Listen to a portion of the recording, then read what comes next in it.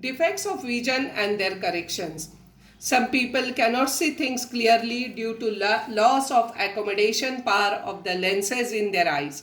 Because of defective refraction by the lenses, their vision becomes faint and fuzzy. In general, there are three types of refraction defects. First is nearsightedness or myopia. In this case, the eye can see nearby objects clearly, but the distant objects appear indistinct. This means that the far point of the eye is not at infinity, but shifts closer to the eye. In nearsightedness, the image of a distant object forms in front of the retina. You can see the figure. And there are two reasons for this defect. First is the curvature of the cornea and the eye lens increases. The muscle near the lens cannot relax so that the converging power of the lens remains large. Second, the eyeball elongates so that the distance between the lens and the retina increases. This defect can be corrected by using spectacles with concave lens of proper focal length. This lens diverges the incident ray, and these diverged rays can be converged by the lens in the eye to form the image on the retina. The focal length of the concave lens is negative, so a lens with a negative power is required for correcting nearsightedness. The power of the lens is different for different eyes depending on the magnitude of their nearsightedness. Farsightedness or hypermetropia.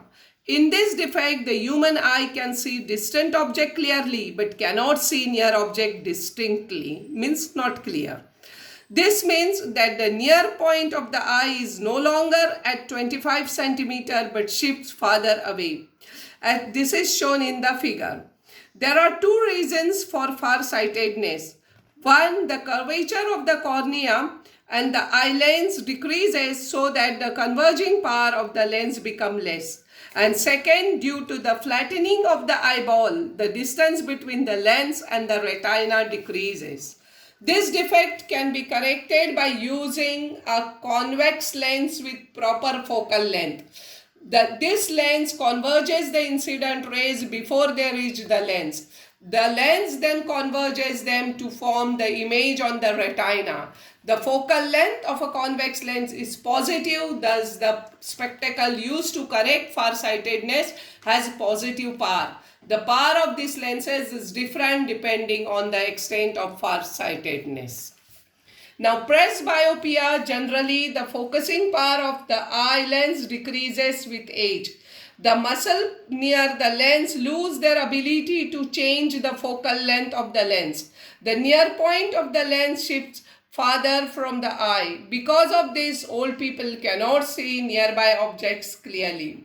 Sometimes people suffer from nearsightedness as well as farsightedness. In such a case, bifocal lenses are required to correct the defect. In such lenses, the upper part is concave lens and corrects nearsightedness, while the lower part is a convex lens which corrects the farsightedness.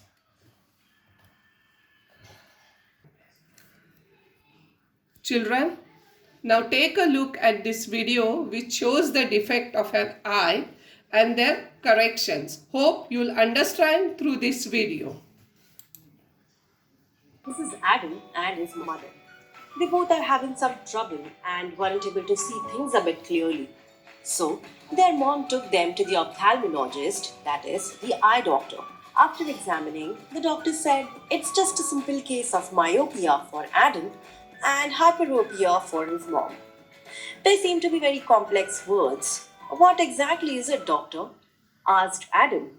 The doctor said, don't worry. Adam is having short-sightedness, that is myopia. Adam's mother is suffering from long-sightedness, that is hypermetropia or hyperopia. In order to understand this better, let's see what exactly is happening in Adam and his mother's eyes. Before that, we should see how a normal human eye looks like and work.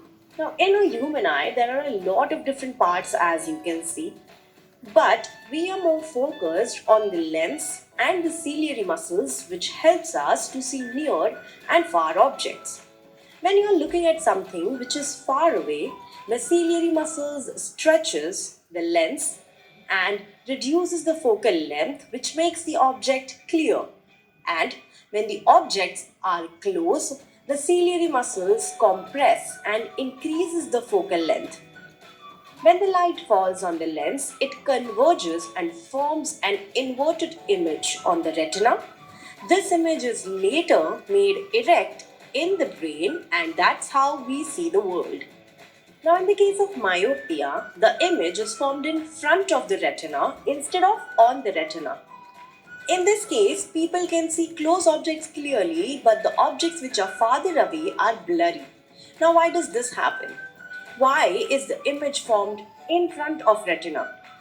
This happens due to elongated eyeballs, and because of that, the distance between the lens and the retina is increased, which makes the light rays to get converged in front of the retina. In the case of nearer objects, this does not happen. The light rays gets converged on the retina, and hence they can see closer objects clearly. This can be corrected with the use of simple concave lens. A concave lens is a lens that possesses at least one surface that curves inwards and is thinner from its center when compared to its edges. It's a diverging lens, meaning that it spreads out light rays that have been refracted through it. The opposite of myopia is hyperopia, where the image is formed behind the retina, and because of this, objects which are far can be seen clearly and objects which are close are blurry. The reason for the defect is that the eyeball is compressed and the focal length is reduced, which causes the focal point to fall behind the retina. This can be corrected with the simple use of convex lens. A convex lens is a lens that possesses at least one surface that curves outwards and is thicker at its center when compared to its edges. It is a converging lens, meaning that it merges out light rays that have been refracted through it. Well, let us see in brief what we have just learned.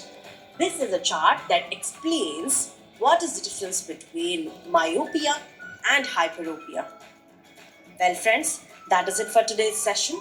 I hope you guys have enjoyed the Children, hope you have understood through this video. Now, apparent size of an object. Consider two objects PQ and P'(Q') having same size but kept at different distances from an eye as shown in this figure. As the angle alpha subtended by PQ at the eye is larger than the angle beta subtended by P1Q1, it is not P'(Q'), children, it is P1Q1, so that PQ appears bigger than P1Q1. Thus, the apparent size of an object depends on the angle subtended by the object at the eye.